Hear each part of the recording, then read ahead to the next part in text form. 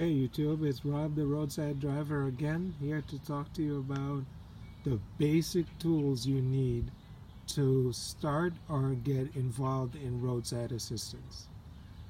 So here goes. First thing I'm going to talk about is a booster pack. You need a good heavy-duty booster pack to be efficient and to be a professional. A lot of times cars are going to be nosed in the garage or whatever. You don't want to get caught in that situation where you have to push out a car or you have to move a whole bunch of stuff around in order to jump start the car.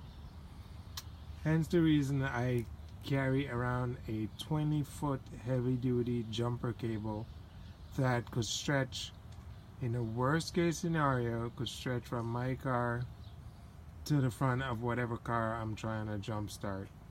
Which I could tell you in probably 2 years, the past 2 years, I have not used the jumper cables because the booster pack, as long as it's kept charged, will be more than sufficient.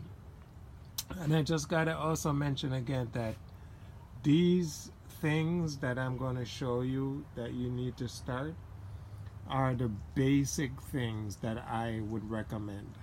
There's a lot more advanced stuff that would make your job way easier, but these are just the basic things to get started. The next thing I want to talk about is a air compressor. You definitely need an air compressor. More than half the people that you go to change a tire for, the spare tire will either be flat or needing air. And you don't want to change the full-size flat tire to put on the spare, and the spare is also flat. So you definitely need a 12-volt air compressor that you could plug in your cigarette lighter or whatever device you might have in your car to inflate tires. The next thing you will definitely need is a proper lockout kit. So you need the bar, a wedge, and an airbag. That's the easiest way to do it, and I will in future videos demonstrate how to unlock a car properly. You also need a good knee pad, a good set of knee pads, because you will have to kneel down a lot of times when you're changing a tire and you don't want to mess up your knee trying to, change a tire. You also need a aluminum jack is what I recommend. A low mounted aluminum jack. That way if you get a car that's low, you don't have to worry about trying to jack up the car a little bit with the regular jack that comes with the car so you could get your jack underneath. This jack is perfect. It's aluminum, it's lightweight, and it's a 1.5 ton, which is the minimum I would recommend. A 1.5 ton. A 2 ton or 3 ton is even better, but in most applications you will not need more than a 1.5 ton. I also have a impact gun. This is a dewalt impact gun. It's a little bit on the expensive side, but it's a great investment. It will crack all lug nuts out there. I mean, I have yet to run into a set of lug nuts that this thing won't get off. You will also need a set of impact sockets, which will definitely, make it easier for you instead of you manually having to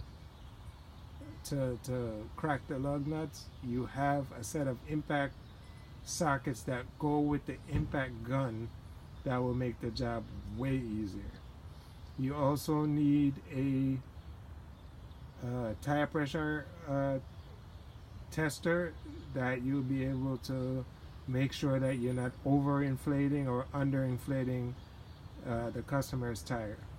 You also need a good flathead screwdriver for taking off hubcap covers or any other situation that you might run into where you might need to have a screwdriver. You definitely need a basic, at least a basic set of sockets.